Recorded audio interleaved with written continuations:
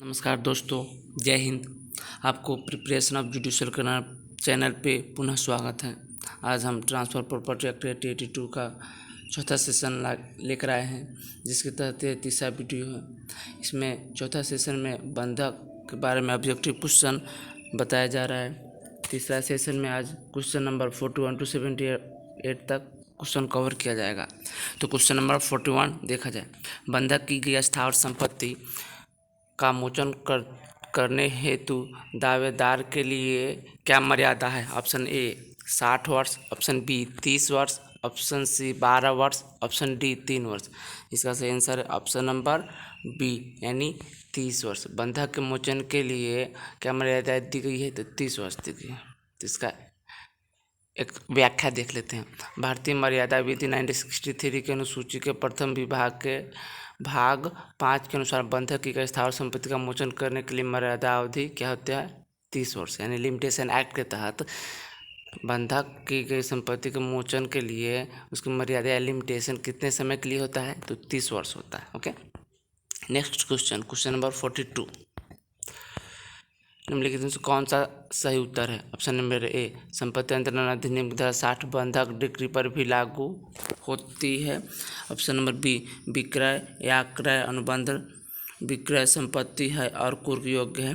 Option number सी अनुवांशिक वृत्त कुर्क योग्य है। ऑप्शन नंबर डी सिंचाई के काम आने वाला मोटर पंप कुर्क योग्य है। तो इसका सही आंसर है ऑप्शन नंबर ए यानी संपत्ति अंतरण अधिनियम की धारा 60 के तहत क्या होगा? बंधक डिग्री पर भी लागू होता है। Next question number 43। मोचन का अधिकार प्रयोग में लाया जा सकता है। ऑप्शन नंबर ए न्यायालय से बाहर बंधकदार को बंधक धन का भुगतान करके। ऑप्शन नंबर बी बंधक पर शोध राशि को न्यायालय में जमा करा करके। ऑप्शन नंबर सी मोचन हेतु नियमित दावा करके। ऑप्शन डी उपयुक्त में से किसी एक प्रकार से। तो 43 का सही आंसर है ऑप्शन नंबर डी उपयुक्त में से किसी भी एक प्रकार से मोचन किया जा सकता है। मोचन का अधिकार में प्रयोग लाया जा सकता है कि ओके। इसका व्याख्या देख लेते हैं। संपत्ति अंतरण अधिनियम 1882 की धारा 60 के अंतर्गत मोचन के अधिकार का प्रयोग बंधक धन के भुगतान द्वारा या न्यायालय में निक्षेप द्वारा या मोचन के लिए वाद लाकर किया जा सकता है। अतः उपरोक्त में किसी एक प्रकार से मोचन का अधिकार प्रयोग में लाया जा सकता है, जैसे कि बताया गया। Next question number 44। एक बंधक सदैव बंधक ही रहता है का अभिप्राय है? यानी कहने का मतलब एक बंधक हमेशा बंधक ही रहता है, इसका क्या अर्थ है? ओके, ऑप्शन नंबर ए बंधककर्ता को बंधक मोचन करने का अधिकार किसी अन्य को देने का अधिकार नहीं है। ऑप्शन नंबर बी बंधक ग्रहीता को यह अधिकार नहीं है कि वह बंधक ऋण किसी और को दे दे। ऑप्शन नंबर सी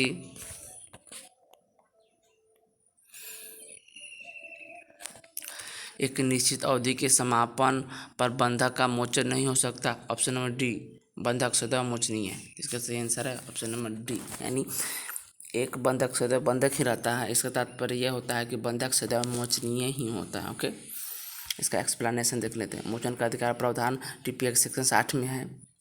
बंधक धन के भुगतान द्वारा बंधककर्ता द्वारा हित पुनः प्राप्त कर सकता है, यही मोचन का अधिकार है। यहाँ बंधक में मोचन के लिए कोई समय सीमा नहीं दी गई है। वहाँ बंधकदार सदैव बंधकदार ही रहता है, वह स्वामित्व का अधिकार नहीं प्राप्त कर लेता तथा बंधककर्ता कभी भी बंधक का मोचन करा सकता है। अर्थात एक बंधक सदैव बंधक ही रहता है, यही बंधक का सार तत्व है। Okay, next question number 45। संपत्ति अंतरण अधिनियम निम्न में से कौन सा कथन क्लॉज ऑन रिडेम्पशन से संबंधित नहीं है? ओके, ऑप्शन नंबर ए यह एक ऐत्यांतिक अधिकार है। ऑप्शन नंबर बी यह एक विधिक अधिकार है। ऑप्शन नंबर सी इसे किसी शर्त द्वारा बाधित किया जा सकता है। ऑप्शन नंबर डी बंधक विलेख में कोई भी शर्त जो कि मोचन के अधिकार को बाधित करता है वह शून्य एवं निष्प्रभावी होगा। इसका सही आंसर है ऑप्शन नंबर सी यानी क्लॉज ऑन रिडम्पशन के बारे में क्या सही नहीं है, वो यह है कि इसे किसी शर्त द्वारा बाधित किया जा सकता है। कहने का मतलब क्लॉज ऑन रिडम्पशन को किसी शर्त द्वारा बाधित नहीं किया जा सकता है। ओके, इसलिए इसका सही आंसर ये है। क्लॉज रिडेम्पशन के बारे में बता दें, यह क्या है? एक ऐत्यांतिक अधिकार है। ओके, और यह एक विधिक अधिकार भी है। और यह बंधक उल्लेख में किसी भी शर्त जो मोचन के अधिकार को बाधित करता है वह शून्य और निष्प्रभावी होगा। ओके, नेक्स्ट क्वेश्चन नंबर 46 की निम्नलिखित में से कौन बंधक संपत्ति का मोचन नहीं करा सकता? ऑप्शन नंबर ए, संपत्ति में हितबद्ध कोई भी व्यक्ति। ऑप्शन नंबर बी, बंधक ऋण का संदाय करने के लिए कोई प्रतिभूति। ऑप्शन नंबर सी, बंधककर्ता का कोई लेनदार। ऑप्शन नंबर डी, बंधकदार के विरुद्ध वाद में अभिवोचन करने वाला विधि सलाहकार। ओके, जैसे आंसर ऑप्शन नंबर डी, यानी बंधक दार के विरुद्ध में अभिवचन करने वाला विधि सलाहकार बंधक संपत्ति का मोचन नहीं करा सकता है। इसके अतिरिक्त सभी विकल्प सही है, क्योंकि ऑप्शन नंबर डी सही नहीं है। नेक्स्ट क्वेश्चन 47, बंधककर्ता का संपत्ति के बंधक मोचन का अधिकार उत्पन्न हो जाता है। ओके, ऑप्शन नंबर ए, बंधक के बाद किसी भी समय। ऑप्शन नंबर बी, बंधक धन देय होने के बाद किसी भी समय। ऑप्शन नंबर सी, बंधककर्ता की इच्छा पर किसी भी समय पर। ऑप्शन नंबर डी, बंधकदार के धन मांगने पर किसी भी समय पर। जैसे आंसर है ऑप्शन नंबर बी, यानी बंधक धन देय होने के बाद किसी भी समय बंधककर्ता के संपत्ति के बंधक के मोचन का अधिकार उत्पन्न हो जाता है। ओके, नेक्स्ट क्वेश्चन, संपत्ति अंतरण अधिनियम के अंतर्गत निम्नलिखित में से कौन सी अचल संपत्ति है? नीचे दिए कोटों की सहायता से सही उत्तर चुनिए। नंबर 1, मोचन कराने का अधिकार। नंबर 2, एक झोपड़ी। नंबर 3, बंधक ऋण। नंबर 4, अचल संपत्ति पर भारित भरण पोषण भत्ते की वसूली का अधिकार। ओके, तब ऑप्शन नंबर ए देखा जाए, उसमें ऑप्शन नंबर ए के अकॉर्डिंग 1 एवं 2 दोनों सही है। ऑप्शन नंबर बी 1, 2 और 3 सही है। ऑप्शन नंबर सी 1 और 4 सही है। ऑप्शन डी केवल 2 सही है। सही आंसर है ऑप्शन नंबर बी, यानी 1, 2 और 3 तीनों सही है। ओके, अचल संपत्ति के बारे में ये क्या है कि 1, 2, 3 मोचन कराने का अधिकार, एक झोपड़ी और बंधक ऋण। ओके, इसका एक्सप्लेनेशन देख लेते हैं। मोचन कराने का अधिकार धारा 60 में, एक झोपड़ी धारा 3 में। ओके, अब बंधक ऋण धारा 58 का अर्थ में अचल संपत्ति, किंतु अचल संपत्ति पर भारित भरण पोषण भत्ते की वसूली का अधिकार धारा 3 के अनुसार अचल संपत्ति नहीं है। ओके, तो इसमें पूछा गया था कि अचल संपत्ति कौन है, उसी को सेलेक्ट करना था। इसलिए ऑप्शन नंबर 1, 2 और 3 हुआ। इसी के अकॉर्डिंग सही आंसर ए, बी सही हो गया। ओके, नेक्स्ट क्वेश्चन, संपत्ति अंतरण अधिनियम के अंतर्गत निम्न में से कौन सा कथन सत्य है? ऑप्शन ए, मोचन के अधिकार बंधककर्ता से संबंधित है। ऑप्शन नंबर बी, पूर्वबंध का अधिकार बंधककर्ता से संबंधित है। ऑप्शन नंबर सी, मोचन के अधिकार को निराकृत किया जा सकता है। ऑप्शन नंबर डी, पूर्वबंधन के अधिकार को निराकृत किया जा सकता है। 49 का आंसर है ऑप्शन नंबर सी, मोचन के अधिकार को निराकृत किया जा सकता है। ओके, यह सत्य है, जबकि ऊपर ए और बी और डी तीनों सत्य है। तो मोचन का अधिकार बंधककर्ता से संबंधित है, यानी मोचन करने का अधिकार बंधककर्ता के। ओके, प्रबंधन का अधिकार बंधककर्ता से संबंधित, प्रबंधन का अधिकार किससे संबंधित? तो बंधककर्ता से संबंधित है। और ऑप्शन नंबर डी, प्रबंधन के अधिकार को निराकृत किया जा सकता है। ओके, प्रबंधन का निराकृत किया जा सकता है, जैसे इसी कारण इसका जो गलत आंसर था, से गलत आंसर वो था कि ऑप्शन नंबर सी था कि मोचन के अधिकार को निराकृत किया जा सकता है। मोचन के अधिकार को निराकृत नहीं किया जा सकता, जबकि प्रबंध के अधिकार को निराकृत किया जा सकता है। ओके, नेक्स्ट क्वेश्चन, कौन सा अधिकार बंधकदार का है न कि बंधककर्ता का? ऑप्शन नंबर ए, प्रबंध का अधिकार। ऑप्शन नंबर बी, मोचन करने का अधिकार। ऑप्शन नंबर सी, प्रत्युद्धरण का अधिकार। ऑप्शन नंबर डी, दस्तावेजों के निरीक्षण का अधिकार। जिसका सही आंसर है ऑप्शन नंबर ए, यानी प्रबंध का अधिकार। इसका एक्सप्लेनेशन देख लेते हैं। संपत्ति अंतरण अधिनियम 1882 के धारा 67 के अधीन प्रबंध का अधिकार बंधकदार का है, जबकि धारा 60 के तहत मोचन का धारा 60 ख के अधीन दस्तावेज निरीक्षण है तथा 62 के अधीन प्रत्युद्धरण का अधिकार बंधककर्ता को प्राप्त है। ओके, नेक्स्ट क्वेश्चन है क्वेश्चन नंबर 51, निम्नलिखित में से कौन गिरवी रखी गई संपत्ति के बंधक मुक्ति के लिए मुकदमा नहीं कर सकता? ओके, ऑप्शन नंबर ए, बंधक करने वाला। ऑप्शन नंबर बी, बंधक ग्रह यानी गिरवीदार जिसने गिरवी संपत्ति रखा। ऑप्शन नंबर सी, बंधक ऋण के भुगतान के लिए जमानत। ऑप्शन नंबर डी, बंधककर्ता का ऋणदाता जो किसी जो उसकी संपत्ति पर अधिकार प्राप्त करने के लिए मुकदमा करता है और गिरवी रखी गई संपत्ति की बिक्री के लिए कोर्ट से डिक्री प्राप्त करता है। ओके, इसका सही आंसर है ऑप्शन नंबर बी, यानी बंधक ग्रह यानी गिरवीदार क्या होता है, गिरवी रखी गई संपत्ति के बंधक मुक्ति के लिए मुकदमा नहीं कर सकता। ओके, इसका एक्सप्लेनेशन देख लेगा। गिरवी रखी गई संपत्ति के बंधक मुक्ति के लिए मुकदमा करने का अधिकार बंधक ग्राही को नहीं होता है। यह अधिकार संपत्ति अंतरण अधिनियम धारा 60 के अधीन बंधककर्ता को प्राप्त है। इसके अतिरिक्त बंधककर्ता का ऋणदाता जिसने न्यायालय से डिक्री प्राप्त कर ली हो, बंधक ऋण का प्रतिभूत इस अधिकार का प्रयोग कर सकता है। Okay, next question, question number 52। निम्नलिखित में से कौन सा वाद विमोचन के अधिकार से संबंधित है? ओके, ऑप्शन नंबर 1 स्टैनली बनाम वाइल्ड का वाद, ऑप्शन नंबर बी नॉक्स बनाम राइस का वाद, ऑप्शन नंबर सी क्रेगलिंग बनाम New Patagonia Meat and Cold Storage. इसका सही आंसर ऑप्शन नंबर डी, यानी उपरोक्त सभी, यानी विमोचन के अधिकार से संबंधित वाद कौन कौन से है? तो स्टैनली बनाम वाइल्ड्स का वाद है, नॉक्स बनाम राइस का वाद है, और क्रेगलिंग बनाम New Patagonia Meat and Cold Storage का वाद किससे संबंधित है? विमोचन से संबंधित है। Okay, next question, question number 53। बंधक मोचन के साम्य पर प्रतिरोध का सिद्धांत न्याय, साम्य एवं शुभ अंतःकरण का नियम है। यह उच्चतम न्यायालय द्वारा प्रतिज्ञान किया गया था, यानी यह उच्चतम न्यायालय द्वारा किस वाद में बताया गया था? ओके, ऑप्शन नंबर ए ऑप्ट बनाम राइस के वाद में, okay, option number C Murari Lal बनाम Devkaran, okay, option number C हो गया शरदपुर बनाम, ऑप्शन नंबर सी हो गया सरापुर बनाम दीवान चंद्र, ऑप्शन नंबर डी इनमें से कोई नहीं। इसका सही आंसर है ऑप्शन नंबर बी, यानी मुरारी लाल बनाम देवकरण के बाद में उच्चतम न्यायालय द्वारा यह सिद्धांत प्रतिपादित किया गया था कि बंधक मोचन के साम्य पर प्रतिरोध का सिद्धांत न्याय, साम्य और शुद्ध अंतःकरण का एक नियम है। Okay, next question, question number 55 की ओर चलते हैं। निम्नलिखित में से कौन सा युग्म सम्मिलित नहीं है, यानी नीचे का जो ऑप्शन है इसमें कौन सा युग्म जो लिखा गया वह सही नहीं है? ओके, ऑप्शन नंबर ई पश्चिम क्रेता द्वारा क्रम बंधन, ओके, जो धारा 81 में बताया गया है। मोचन कराने के बंधककर्ता का अधिकार धारा 60 कैपिटल ए में बताया गया है। कब्जा प्रतिग्रहण का भोग बंधक कर्ता का अधिकार 62 में बताया गया है। उपयुक्त में से कोई नहीं। कहने का मतलब नीचे के जो ऑप्शन है इसमें जो कौन सही नहीं है, ओके, तो इसका कौन कौन सा सही नहीं है? तो इसमें आपको सही नहीं हो गया 81, यानी ऑप्शन नंबर ए पारिस्थितिक क्रेता द्वारा क्रम बंधन का सिद्धांत 81 में नहीं है, धारा 56 में है। ओके, ऑप्शन नंबर बी जो है मोचन करने का बंधककर्ता का अधिकार 60 के कैपिटल ए में न होकर के बंधक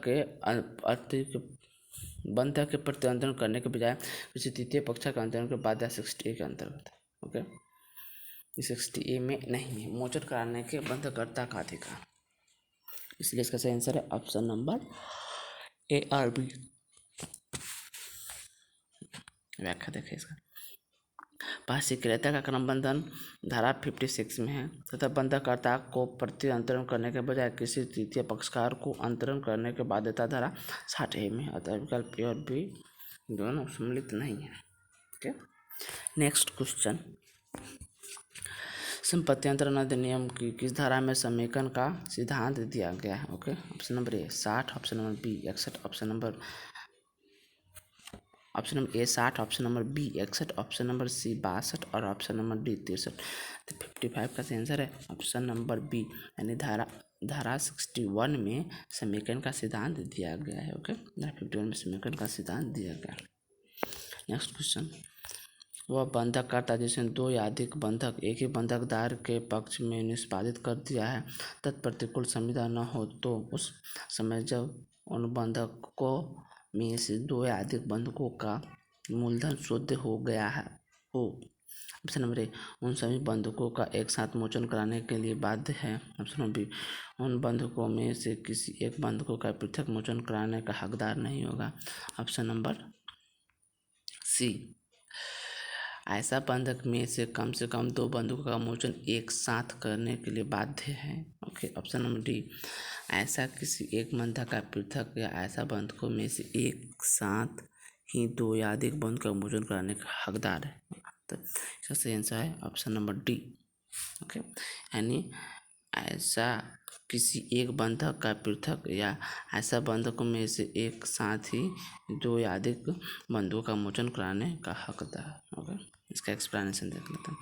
टीपीए के सेक्शन 61 के अनुसार वह बंधक करता जिसने दो या अधिक बंधक एक ही बंधकदार के पक्ष में निष्पादित कर दिया है तत् प्रतिकूल संविदा न हो तो उस समय जब उन बंधकों में से दो या अधिक बंधकों का मूलधन शोध हो गया है बाकी रह गया हो तो ऐसे किसी एक बंधक का पृथक या ऐसे बंधकों में से एक ही साथ दो या अधिक बंधकों का मोचन करने का हकदार होगा। Next question 57। बंधकदार के कब्जे के बंधक संपत्ति में अनुवृद्धि बंधक चालू रहने के दौरान होती है।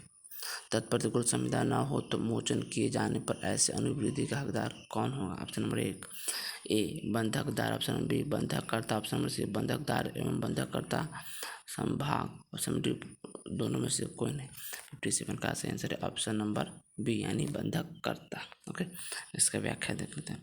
जहाँ के बंधकदार के कब्जे में की बंधक संपत्ति में अनुवृद्धि बंधक चालू रहने के दौरान होती है वहाँ तत्प्रतिकूल संविदा न हो तो मोचन किए जाने पर बंधकदार के विरुद्ध बंधककर्ता ऐसे अनुवृद्धि का हकदार होगा। Okay, next question 58। निम्नलिखित में से कौन सा धारा या धाराएं बंधक संपत्ति में अनुवृद्धि से संबंधित? धारा 63 ऑप्शन ए, धारा ऑप्शन बी धारा 70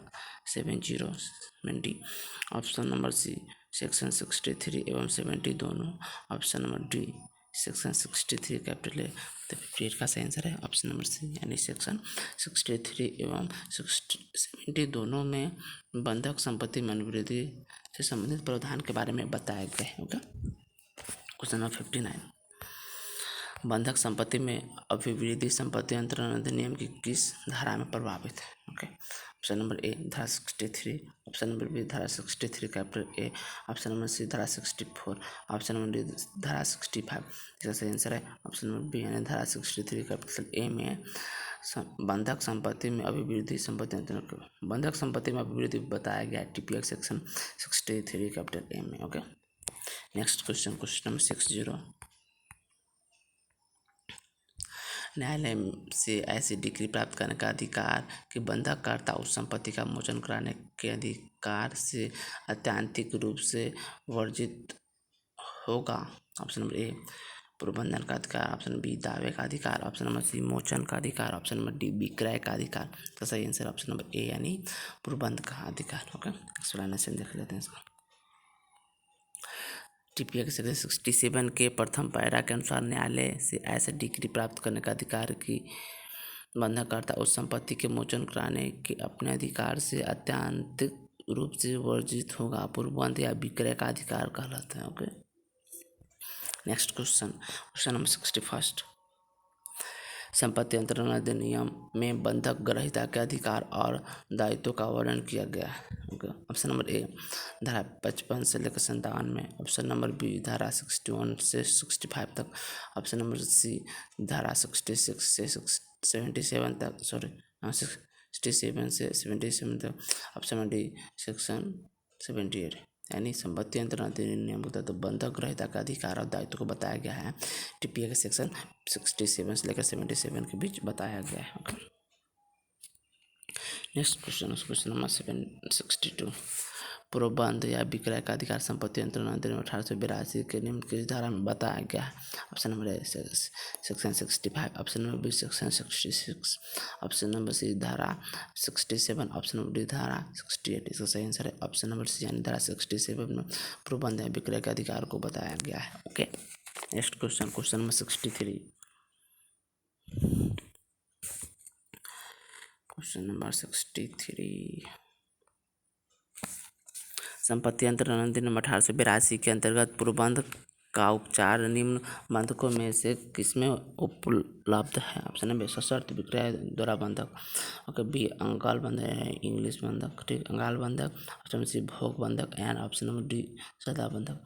तो सही आंसर ऑप्शन नंबर ए है ए यानी सशर्त विक्रय द्वारा बंधक के अंतर्गत पूर्वबंध का उपचार होता है। ओके, ये पूछा जा चुका है आपको, बहुत ही important question, very very important question है। ये आपको यूपी सिविल 2006, 2013, 2016 में पूछ चुका है। एमपीडीपी 2009, 2010 में पूछ चुका है, जो उत्तराखंड में 2002 में पूछा है। ओके, इसका एक्सप्लेनेशन देख लेते हैं। संपत्ति अंतरण 1882 67 के अंतर्गत खंड 67 के खंड ख के अंतर्गत विक्रय करने वाले बंधकदार से भिन्न या ऐसे विलक्षण बंधकदार से भिन्न जिसके अनुबंध द्वारा वह पूर्वबंध करने का हकदार है। कालिक बनाम अयोध्या के बाद इलाहाबाद उच्च न्यायालय ने कहा कि सशर्त विक्रय द्वारा बंधक में बंधकदार को पूर्वबंध का उपचार प्राप्त है। ओके,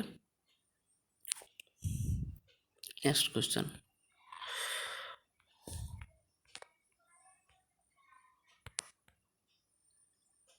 स्थावर संपत्ति का वर्षा पट्टा या पट्टाकर्ता या पट्टेदार द्वारा ऑप्शन नंबर ए 1 मास, ऑप्शन नंबर बी 6 मास, ऑप्शन नंबर सी 3 मास, ऑप्शन नंबर डी 60 मास के सूचना द्वारा पर्यवसन है, जिसका अवसान किसी अवधि 3 वर्ष के अंत के साथ होता है। ओके, ऑप्शन इसका सही आंसर है ऑप्शन नंबर बी यानी 6 मास तक स्थावर संपत्ति का वर्षानुवर्ष पट्टा या पट्टाकर्ता या पट्टादार द्वारा किया जाता है।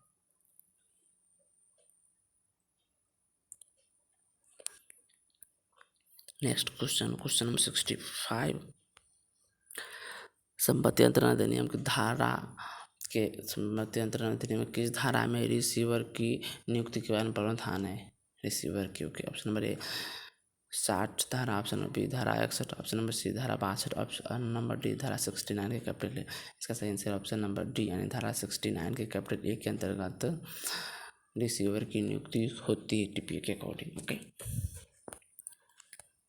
Next question.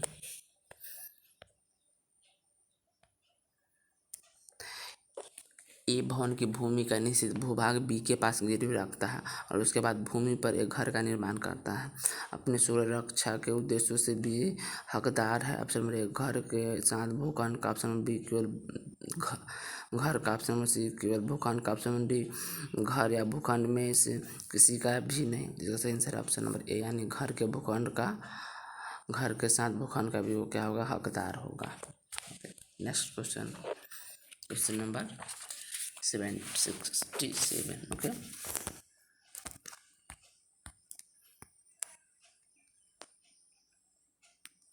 संपत्ति अंतरण अधिनियम की निम्नलिखित धाराओं में निम्नलिखित में से कौन सी धारा प्रतिस्थापन प्रतिभूति के सिद्धांत का विमोचन करती है? ओके, ऑप्शन नंबर ए धारा 67, ऑप्शन नंबर बी धारा 70, ऑप्शन नंबर सी धारा 71, ऑप्शन नंबर डी धारा 73।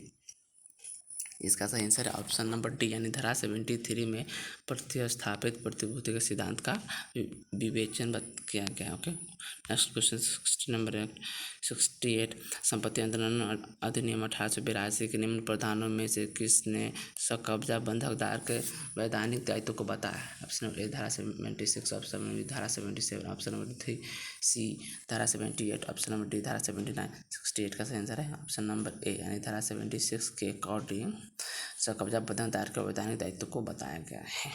76। Okay, next question 69। निम्नलिखित में कौन सा धारा सकब्जा बंधक ग्रहीता के संविधिक कर्तव्य का उपबंध करती है? ऑप्शन नंबर ए धारा 79, ऑप्शन नंबर बी धारा 78, ऑप्शन नंबर सी धारा 79, ऑप्शन नंबर डी धारा 76। 69 का सही आंसर है ऑप्शन नंबर डी यानी धारा 76 के अंतर्गत क्या हो गया, सकब्जा बंधक ग्रहीता के सर्वाधिक कर्तव्य का यानी बंधक ग्रहीता के संविधिक कर्तव्य का उपबंध किया गया धारा 78 में, सॉरी 76 में। ओके, इसका एक्सप्लेनेशन देख लेते हैं। क्वेश्चन नंबर 69 का एक्सप्लेनेशन। ओके, टीपीए धारा 76 कब्जा बंधक ग्रहीता के संविधिक कर्तव्य का उल्लेख करती है। ये निम्न है। ऑप्शन नंबर ए मामूली प्रज्ञावान व्यक्ति की भांति संपत्ति का प्रबंध करना, भाटक व लाभों को वसूल करना, सर्वोच्चतम प्रयास, लोक प्रभारों का संदेह, संपत्ति की परस्पर सम्मति या सम्मति के वैधानिक या अस्थायी रूप से क्षतिकारक कार्य से दूर रहना, पॉलिसी के अधीन प्राप्त प्राप्त राशि का उपयुक्त रूप से समोचन, प्राप्त व खर्च सभी राशियों का लेख रखना तथा उचित खर्चा पर बंधकर्ता को प्रति देना और कोई अन्य अधिशेष राशि बंधकर्ता को प्रदत्त करना।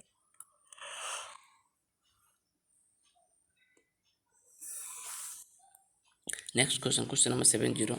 संपत्ति अंतरण अधिनियम के धारा निम्नलिखित में किस धारा में प्रावधान किया गया क्रम बंधन और अभिधान में विरोध हो तो क्रम बंधन अभिवाह भी होगा। ओके, ऑप्शन नंबर ए धारा 80, ऑप्शन नंबर बी धारा 82 और ऑप्शन नंबर 82 के सब क्लॉज सी सेक्शन 82 में हो गया। ओके, और कुछ उसके बाद last question number 83। Question number 83 इसका सही आंसर है ऑप्शन नंबर सी यानी धारा 82 के अंतर्गत क्रम बंधन और विधान के विरोध हो तो क्रम बंधन अभिभावी होगा। टीपीए के सेक्शन में बताया गया। ओके, टीपीए के सेक्शन में बताया गया, टीपीए के सेक्शन 82 में बताया गया। ओके,